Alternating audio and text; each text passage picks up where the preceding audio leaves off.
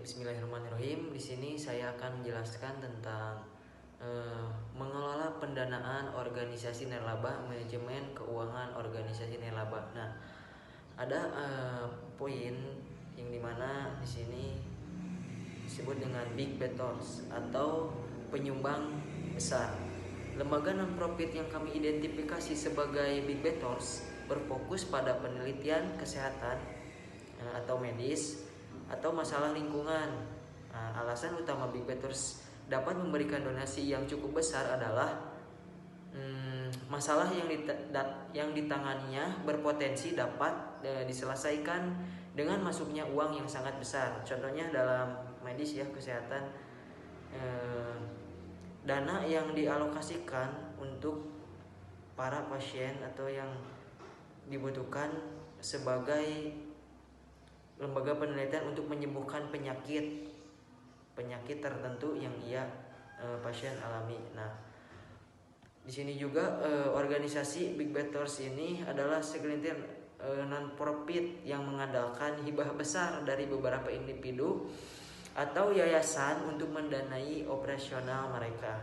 Kami menyebut model pendanaan mereka penyumbang besar. Nah, seringkali pendonor utama juga seorang pendiri yang ingin menangani masalah yang sangat pribadi baginya. Meskipun penyumbang besar sering memulai dengan dukungan finansial yang signifikan yang sudah mapan, sehingga mungkin mereka untuk tumbuh besar dengan cepat.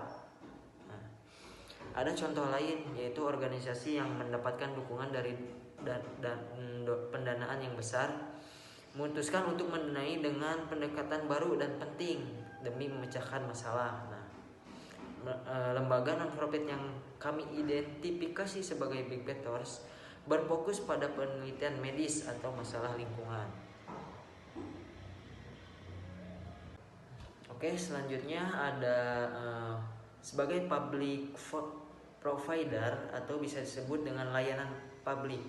Banyak lembaga non-profit seperti Successful Foundation bekerja dengan lembaga pemerintahan untuk menyediakan layanan sosial penting seperti perumahan, layanan manusia, dan pendidikan yang sebelumnya telah ditetapkan dan dialokasikan pendanaannya oleh pemerintah.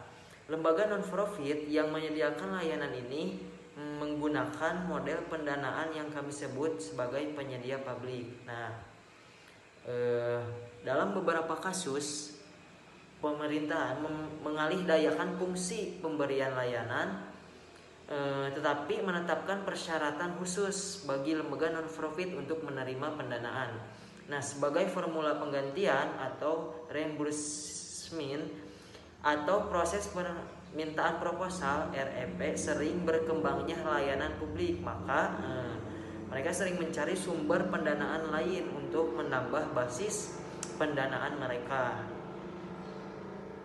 Jadi layanan publik ini pada awalnya berdiri pada 1971, di mana TNC memanfaatkan program Head Start pemerintah federal untuk mendanai pekerjaan awalnya. Nah, selain ini membantu anak-anak juga mempersiapkan sekolah dengan berfokus pada kebutuhan bilingual atau bikultural keluarga. Oke, selanjutnya ada Voice Innovator atau pembaharuan kebijakan. Lembaga non-profit ini telah mengembangkan metode baru untuk mengatasi masalah sosial yang tidak jelas atau kompatibel dengan program pendanaan pemerintahan yang ada. Mereka telah meyakinkan penyandang dana pemerintah untuk mendukung metode alternatif ini. Nah, biasanya dengan memberikan solusi yang lebih efektif dan tidak terlalu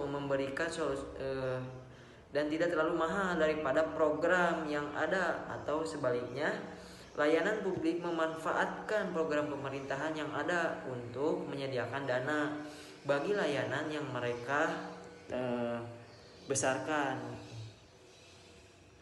Lalu beberapa organisasi nirlaba seperti mengandalkan uang pemerintahan untuk menggunakan model pendanaan ya yang bisa disebut sebagai pembaharuan kebijakan. Nah, contoh lain dari pembaharuan kebijakan ini adalah Help USA.